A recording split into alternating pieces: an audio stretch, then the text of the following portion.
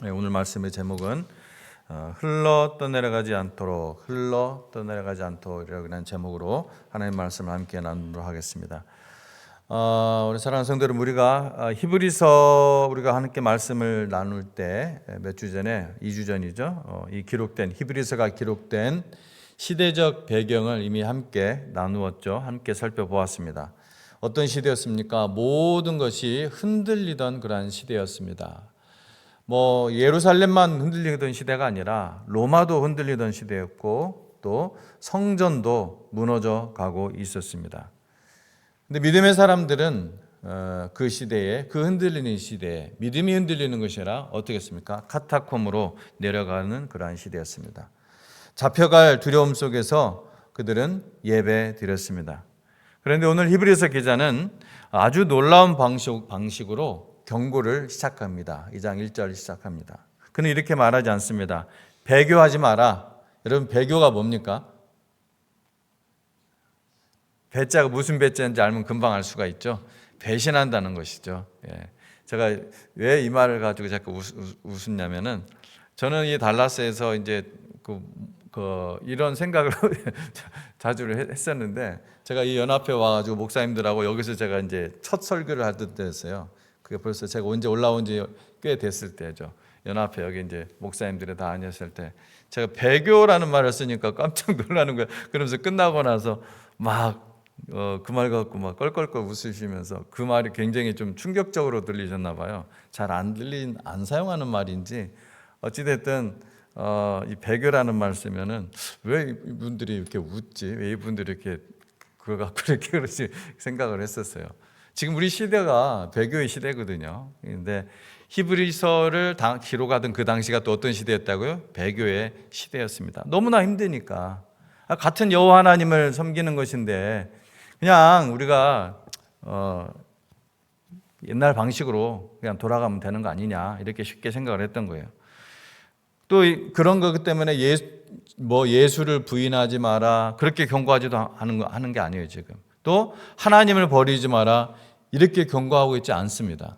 오늘 히브리서 기자 2장에서는 이렇게 말하고 있죠. 흘러 떠내려가지 않도록 함이 마땅하니라. 흘러 떠내려가지 않도록 함이 어떠하다고요? 마땅함이니라. 여러분, 한번 저보고 한번 그대로 따라서 할 수 있어요? 흘러 떠내려가지 않도록. 안 되죠, 그게. 이게 자기가 가르치려고, 자기가 인도하려고 하면 머릿속에 들어오는 거예요. 다시, 흘러 떠내려가지 않도록. 이제 끝까지 한번 해보겠습니다. 흘러 떠내려가지 않도록 함이 마땅하니라. 이게 제 말이에요? 성경 말씀 그대로 제가 읊은 거예요. 성경 말씀 그대로 제가 읊은 겁니다. 이렇게 경고하고 있다는 거예요. 이게 오늘 키포인트입니다. 이 말씀만 잘 기억하셔도 좋아요. 오늘 흘러 떠내려가지 않도록 함이 마땅하니라. 이것이 중요합니다. 왜냐하면 대부분의 사람들은, 여러분, 하루아침에 믿음을 버리지 않기 때문입니다. 대부분의 사람들이 하루아침에 나 지금부터 하나님 안 믿겠습니다, 이런 사람 제가 못 봤어요. 그렇게 선언하면서 떠나는 경우는 아주 드뭅니다. 대부분은 서서히 떠내려갑니다. 서서히. 타락도 서서히 타락하고요. 그렇게 됩니다. 기도를 잘 하던 사람이 하루 안 하게 되고, 하루 정도 안 하면 뭐 어때? 또 예배를 4주 내내, 한 달 내내 예배를 드리는 사람이 적당한 핑계가 생겼어요. 한 번쯤 하면서 가볍게 이렇게 빠지게 되고, 또 말씀을 예배 때 하나님의 말씀으로 듣는 것이 아니라 그냥 대충 듣게 되고, 그러면서 어떻게 돼요? 점점 그 뿌린 대로 거두게 돼요. 가장 심각한 뭐니까? 점점 심각해진다는 거예요. 죄에 대한 그 감각이 무뎌진다는 거예요. 그런 것들이 하나님 앞에서 내가 죄로 느껴지는 것이 아니라 무뎌져요. 한 번쯤은 저 사람들은 저렇게 믿음 생활 오래 한 사람도 저런데, 믿음 생활 오래 했다고 해서 믿음이 모델이 되는 건 아니거든요. 그래서 뭐라고 했습니까? 히브리서 기자가 온전하신 누구를 바라보라? 예수를 바라보라. 예수를 바라보면서 믿음 생활해야죠. 세상의 가치관이 이제 마음에 점점점 이렇게 스며들고, 이게 지금 조금씩 이렇게 되는 거예요. 흘러 떠내려가기 시작하는 거예요. 조금씩. 무뎌지고, 그 다음에 그 무뎌진 마음에 세상의 가치관이 마음에 이제 스며들고, 결국 어느 순간 영적으로 아주 멀리 떠내려가 있는 그러한 자신을 발견하게 된다는 것입니다. 배가 여러분 침몰하는 것은 순간에 일어나죠. 배가 침몰하는 것은 순간일 수가 있어요. 그런데 흐르는 물에 여러분 이렇게 물에 따라 이렇게 떠다니는 표류, 이거는 조용해요. 배가 침몰하는 건 아이고야 하면서 금방 느껴지잖아요. 침몰하는 건데 흐르는 물에 따라 표류하는 것은 조용해요. 어떨 때는 그냥 무슨 그 유모차 안에 있는 것처럼 어쩔 때는 또 졸리기도 하고, 소리도 없이 아주 천천히 그러나 분명히 떠내려 갑니다. 우리가 지금 그런 세상에 살고 있고, 그리고 히브리서 기자가 바로 그런 세상에 살고 있는 성도들에게 지금 경고하고 있는 말씀이에요. 흘러 떠내려간다는 것은 무엇인가? 히브리서 2장 1절에 흘러 떠내려가다, 이 표현은 헬라어로 항해 용어입니다. 항해. 배가 이렇게 항구에 제대로 묶여 있지 않으면 어떻게 돼요? 조류 때문에 점점 조금씩 떠밀려가는 모습을 말하는 것이 바로 이 흘러 떠내려가다, 이 항해 용어를 히브리서 기자가 쓰고 있는 거예요. 그래서 처음에는 거의 움직이지 않는 것처럼 보입니다. 그냥 떠 있는 것처럼 보여요. 근데 바닷물이 그냥 이게 딱 고정되어 있나요? 아니죠. 조류가 있죠. 항상 조금씩. 계속해서 항구가 보여요. 육지가 보여요. 그래서 사람은 처음에 위험하다고 느끼지 못합니다. 그런데 시간이 지나면은 이미 너무 멀리 떠내려가 있는 상태가 되어버립니다. 기도를 하루 안 하게 되고, 예배를 한 번쯤 하면서 가볍게 빠지게 되고, 말씀을 대충 듣게 되고, 그 현상이 일어나는 거예요.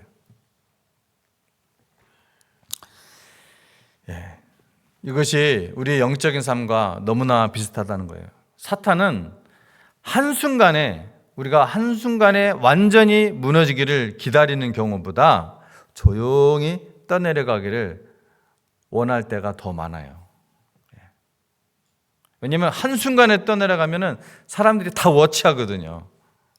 서로 또 확 가서 붙잡아주기도 하고 워치하고.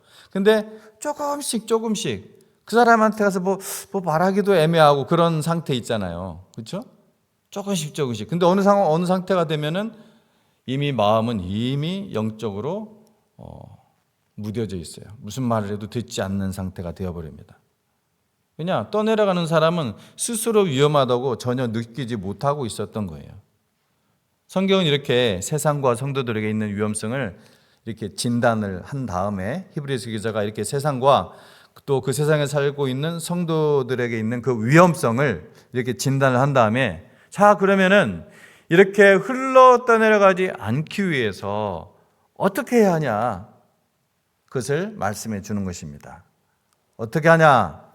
들은 것에 더욱 유념하라, 이렇게 얘기하고 있습니다. 들은 것에 더욱 무념하라, 유념하라. 자, 이제 또 저를 보고 따라서 한번 또 해보겠습니다. 들은 것에 더욱. 저를 보세요. 저를. Look at me. 들은 것에 더욱.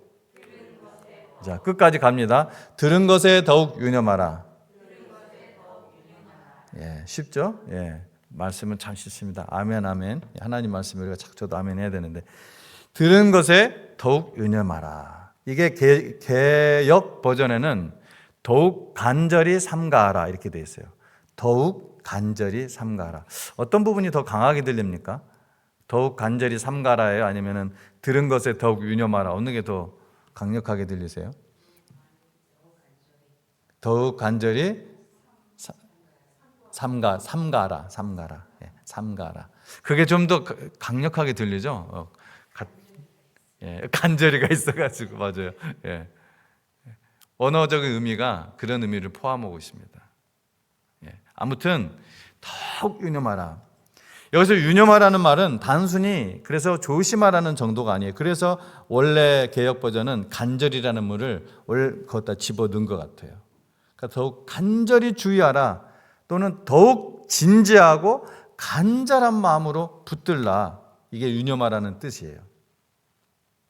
무엇을요? 근데 무엇을 유념하라고 했어요? 들은 거. 우리가 들은 거 뭐예요? 곧 복음. 우리가 들은 게 뭐예요? 복음이잖아요. 예수님이잖아요. 그렇죠? 예수님이 복음이잖아요. 십자가잖아요. 구원의 말씀이잖아요. 여러분 다 받았잖아요. 그렇죠? 새로우세요? 아니잖아요. 우리가 들은 거예요, 다. 우리가 다 들은 거. 단순히 주의 깊게 들으라 정도가 아니라 이미 들은 복음의 말씀을 흘려보내지 않도록 마음과 삶으로 단단히, 아주 단단히 붙들라는 뜻입니다. 성도의 믿음은 하나님만 정확하게 아시긴 하지만 예수님 말씀에 의하면은 우리도 알 수 있는 방법이 있어요. 우리도. 예수님은 그 열매로 그 나무가 어떠한지 알 수 있다고 하셨죠? 마태복음에서. 마태복음 7장 16절부터 20절 말씀을 우리 읽어볼게요. 제가 마태복음 7장 16절에서 20절. 그들의 열매로 그들을 알지니 가시나무에서 포도를 또는 엉겅퀴에서 무화과를 따겠느냐? 기가 막혀요. 예수님의 비유가. 이와 같이 좋은 나무마다 아름다운 열매를 맺고 못된 나무가 나쁜 열매를 맺나니 좋은 나무가 나쁜 열매를 맺을 수 없고 못된 나무가 아름다운 열매를 맺을 수 없느니라. 아름다운 열매를 맺지 아니하는 나무마다 어떻게 한다고 했어요? 찍혀서 불에 던지우느니라. 이러므로 그들의 열매로 그들을 알리라. 제자들에게 하신 말씀이잖아요. 그러니까 우리도 알 수 있다는 거예요, 없다는 거예요? 할 수 있어요. 뭘 보고? 열매를 보고. 그 입술과 그 삶이 가시덩굴, 포도가 아니라 가시나무에서 난 것 같은 것을 말하거나 행동하는 사람이 있어요. 그거는 성령의 열매가 아니죠. 성령의 열매는 그렇지 않아요. 성령의 열매는 뭡니까? 사랑스럽고 희락이 있고 화평이 있고 오래 참음이 있고 자비가 있고 양선이 있고 충성이 있고 온유가 있고 절제가 있어요. 이게 하나님을 믿는 사람들에게 나오는 열매예요. 여러분, 근데 이게 저번에도 한번 얘기했지만 복수예요, 단수예요? 이거는 오늘 그거 취지하고는 좀 다르지만 단수입니다.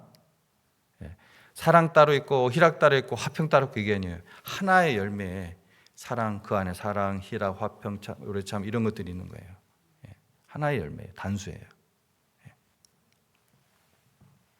그러니까 그 나무로, 그 열매로 그 나무를 아는 것입니다.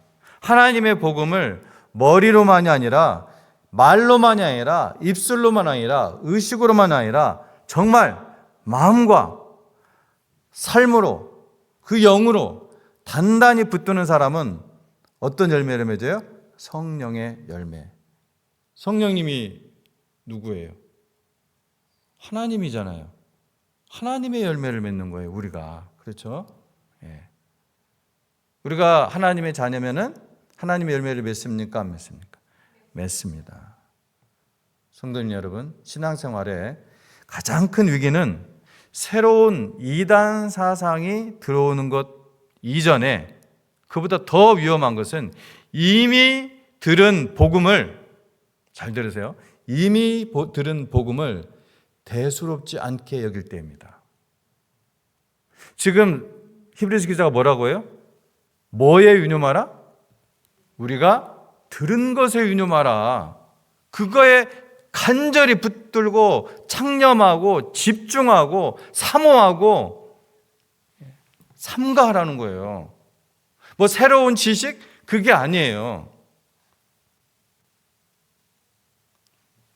이미 우리가 들은 복음, 이 복음을 여러분 대수롭지 않게 여길 때, 복음이 더 이상 감격이 되지 않는 상태, 감사가 되지 않는 상태, 머리로만 그렇게 느껴지고 예수님의 십자가가 더 이상 나의 마음을 흔들리지 않을 때, 예배가 마치 의무만 되는 상태, 히브리서는 지금 그것을 경고하고 있는 것입니다. 주일 예배, 수요 예배, 이것이 때로는 내가 의무적으로 반드시 해야 된다는 의무감이 있어야죠. 그것 없으면 안 됩니다. 그러나 그것만 있으면 안 되죠. 그러면 어떻게 돼요? 우리 안에 감격과 감사와 열정과 충성이 사라지고 순수함이 사라집니다. 그리고 기쁨이 사라져요. 그래서 우리가 복음을 대수롭지 않게 여기는 거, 내가 다 아는 거, 주일날, 수요일날, 내가 다 들은 거 하는 얘기인데, 대충 그냥 무슨 말씀을 들어도 대충 듣고, 그러면 여러분의 삶이 대충 됩니다. 흘러 떠내려가게 되는 거예요. 이건 아주 팩트를 얘기하는 것입니다. 오늘날 우리는 카타콤에 살고 있지 않습니다. 우리는 카타콤 그 지하 묘소로 내려갈 필요가 있습니다. 우리가 사는 곳은 예수님을 주와 그리스도로 믿고 또 함께 모여 이렇게 예배를 드린다고 해서 누가 우리를 감옥에 넣으려고 하지도 않습니다. 그런데 우리는 그보다 더 심각하고 위험한 이유들이 있는지 교회마다 모이지 않습니다. 그리고 그것은 사실 더 위험한 일입니다. 더 위험한 일입니다. 왜냐하면 편안함 속에서도 사람은 얼마든지 자기도 인지하지 못한 상태에서 떠내려갈 수 있기 때문입니다. 그게 너무나 쉽게. 핍박은 없는데 열정도 없습니다. 자유는 있는데 갈망도 없습니다. 예배는 드리는데 사모함이 없습니다. 입술은 둥둥 떠다니는데 삶은 없습니다. 그래서 현대교회의 가장 무서운 적은 핍박이 아니라, 사실은 때로는 핍박이 아니라, 특별히 이런 자유세계에서는, 이러한 세계에서는 무감각입니다. 무감각. 그 무감각을 구약에서는 뭘로 얘기해요? 나병. 나병입니다. 그게 나병이에요. 거룩하지 못하다고 해서 따로 격리를 시켰죠. 영적으로 졸고 있는 상태입니다. 교회는 오래 다녔는데 복음의 감격은 희미해지고, 문제는 또 그 원인을 자기 자신 안에서 발견하려고 하는 것이 아니라, 자기가 말씀 앞에서 부딪혀 차는 것이 아니라 항상 블레임을 다른 쪽에 합니다. 이게 죄의 특징이죠. 죄가 처음에 들어오자마자 서로 블레임을 했잖아요. 아담과 여자가. 그러니까 악순환이에요. 기도는 이제 완전히 형식이 되고, 말씀은 생명의 양식이 아니라 그냥 익숙한 정보가 되어버려요. 이것이 바로 떠내려가는 모습입니다. 그러면 어떻게 떠내려가지 않을 수 있는가? 첫째, 우리가 이미 진단을 다 했기 때문에 제일 먼저 복음 앞으로 가야 됩니다. 너무 당연한 얘기죠? 그러나 여러분, 당연하게 여기는 것을 우리는 안 하고 있다는 거예요. 새로운 것이 필요한 것이 아닙니다. 하나님께서 새로운 것을 주셔야 되는 것이 아니에요. 하나님께서 이미 주셨습니다. 그리고 우리는 이미 받았습니다. 무엇을요? 복음을 받으셨나요? 아멘. 다시 복음으로 돌아가야 합니다. 히브리서는 새로운 신학을, 새로운 철학을 말하지 않습니다. 너희가 이미 들은 것을 붙들라고 합니다.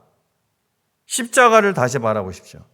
예수님을 다시 바라보십시오. 우리는 어쩌면 이렇게 말하는 그 말조차, 이러한 설교의 말조차에 너무 익숙해져 있을 수도 있습니다. 그러나 그런 익숙함은 뭐다? 나쁜 것이다. 위험한 것이다. 라고 경고하는 것이 히브리서 말씀이에요. 십자가를 다시 바라보십시오. 예수님을 다시 바라보십시오. 다시 성경을 통독하십시오. 다시 새벽에 기도하십시오. 다시 경건의 시간을 가지십시오. 지금 하고 있어도 다시 그 다시의 의미를 새겨 드리시기 바랍니다. 마음을 새롭게 하시고 다시 새로운 마음으로 하나님께 나아갑시다. 첫 번째 복음, 둘째 예배를 가볍게 여기지 말아야 합니다. 카타고메의 성도들은 목숨 걸고 예배했습니다. 그들에게 예배는 선택이 아니라 그냥 생명이었습니다. 광고할 필요가 없었습니다. 오늘 우리는 너무 쉽게 예배를 소비합니다. 그러나 영혼은 예배를 통해 붙들립니다. 말씀을 통해 방향을 찾습니다. 기도를 통해 다시 깨어납니다. 마지막으로 셋째, 여러분 작은 표류를 무시하지 말아야 합니다. 처음에는 아주 작다니까요. 처음에는 아주 작은 것입니다. 기도 하루 안 하는 거, 말씀 하루 안 읽는 거, 죄 조금 타협하는 거. 그런데 그것이 반복되면은 조류가 됩니다. 조류가. 그래서 작은 무너짐을 가볍게 여기면 안 됩니다. 배가 떠내려가지 않으려면 뭐가 있어야 돼요? 상식적으로 닻이 있어야 되죠. 앵커, 닻이 있어야 됩니다. 성도 여러분, 우리의 닻은 무엇입니까? 돈입니까? 건강입니까? 이미 답이 나왔죠. 말씀입니다. 곧 예수님입니다. 반석 되신 예수님. 돈, 건강, 사람 다 흔들립니다. 우리의 삶을 앵커할 수가 없습니다. 히브리서는 말합니다. 예수 그리스도는 어제나 오늘이나 영원토록 동일하시다. 카타콤의 성도들을 붙들었던 그리스도께서 오늘 우리를 붙들고 계십니다. 사랑하는 성도 여러분, 우리가 들은 것을 더욱 간절히 상고합시다. 조용히 떠내려가는 이 시대 속에서 끝까지 그리스도를 붙드는 저와 여러분 되시기를 주님의 이름으로 축원합니다. 기도하겠습니다.